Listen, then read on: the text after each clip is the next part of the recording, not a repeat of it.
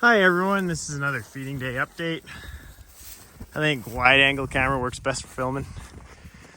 As you can see, Nana's out here with me, drawing some pats. Yeah, she's always my cow feeding partner. And also sledding partner. Yesterday, me and my daughter went sledding down one of the big hills around here over and over again. Got my cardio in that way. Yeah, snow's getting deeper, like way top of the boot. So, like a foot, always a little over a foot. There's a good crust layer under all this powder. We're gonna go take a look at both our shorthorn heifers. There's a sale coming up actually in Saskatchewan, and they got some really nice looking heifers. It's tempting.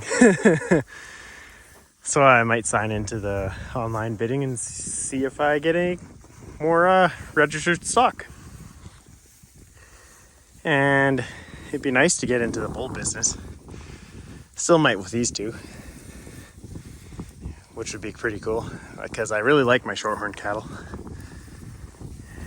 Yeah. They're getting friendlier. It doesn't help that Nana's in between me and the cow. Leave her.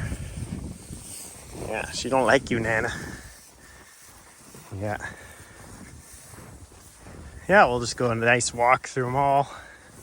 Check up on how they're doing. I fed them way over here because my wife actually asked me to. Because in here, there's actually a fair bit of feed under the snow and under the trees and stuff.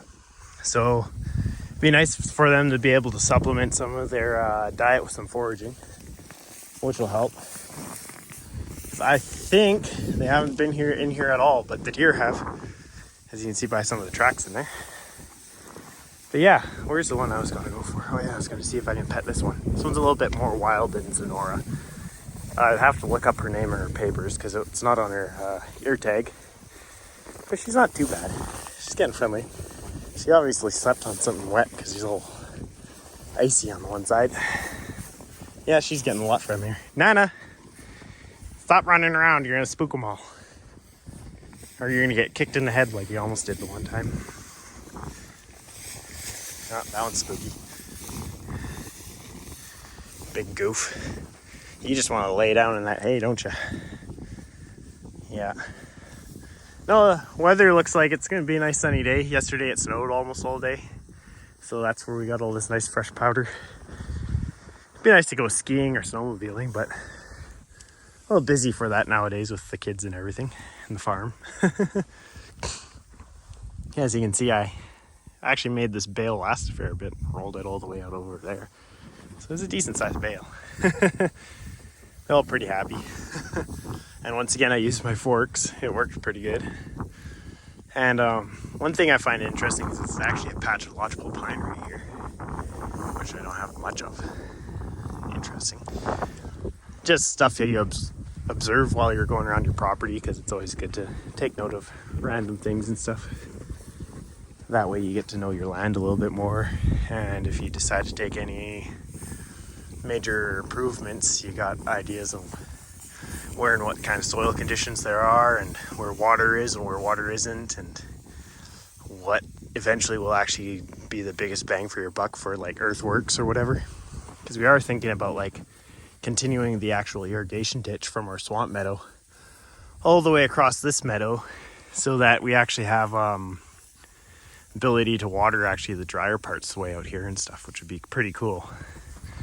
But yeah, for now it's just feed and rotationally graze these guys in summer and increase your organic matter, which actually increases your water holding ability, which then makes it so you're more drought resistant, which is awesome. And as you can see, the girls are all like, let's go for that very far one, because that's usually the best hay, eh? The core of the bale, at least in their heads. Even though that stuff over there looks pretty good. They all got it to themselves. It's getting pretty cold actually holding out this camera. I'm pretty impressed with the battery on this phone actually. Because it's like probably minus 11, and yeah, it hasn't shut off due to temperature, which is weird. I remember back in the day, be ice fishing we try like filming one of the big char we could pull out of the ice. And we'd whip out the iPod and it'd die as soon as it got in contact with the cold air. But yeah, no, battery technology has come a long way. It's funny. But yeah, now I can film for 5-10 minutes and have the phone out in minus 10, 15, probably even 20, and it doesn't even notice it. Pretty good for lithium ion. Hope the batteries for houses and stuff get that good, because up on the top of the hill there, I'll zoom in, where there's sparse trees kind of midway up the hill. That's where we're planning on building our house eventually, which will be nice, because nice southern exposure and midway up the hill, so you don't have to worry about too much water issues, such as flooding and stuff, which would be nice. So you see Nana's still just happy to be running around. Hey Nana. She's like, I heard you mention me. Go over for some pats. So yeah, see if we can find somebody who's actually friendly to pet and end the video off with. It's always nice having animals that are easy to handle. Easy to just walk up and look over. Once again, Nana's in the way. They're spooking them. Nana, leave them. Playing with the cows. I'm gonna put my hood up because it's cold. Alright, I'll actually just work my way back to the tractor because that's where everybody else is gone.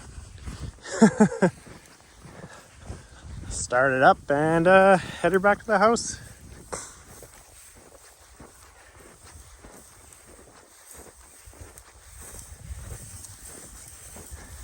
Hey Nana. Leave that poor calf alone, its mum will hurt you. I know they're fun to jump around with. Where's Pat? At least he's friendly. Just walk right past her. Oh, I probably did actually. I thought I saw her up here.